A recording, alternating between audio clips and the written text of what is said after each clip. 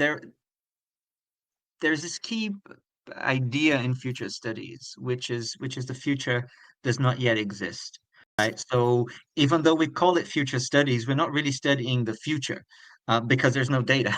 What we're studying is the relationship that we have with the future. The anticipatory assumptions, the thing, the hopes, the fears, the thoughts, the plans that we make, right?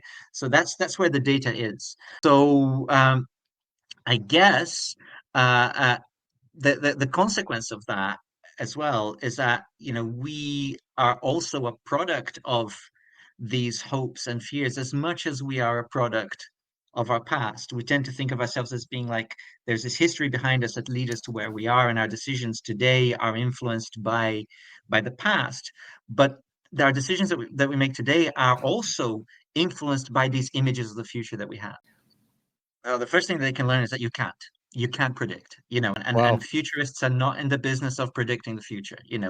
Um, what we can do, I mean, two things really. On the one hand, there is what we call anticipation for the future, which is where we make plans, where we strategize, where we maybe look at possible different scenarios. What if this happens? What if that happens? What if that happens? What if that happens? And be prepared for different eventualities.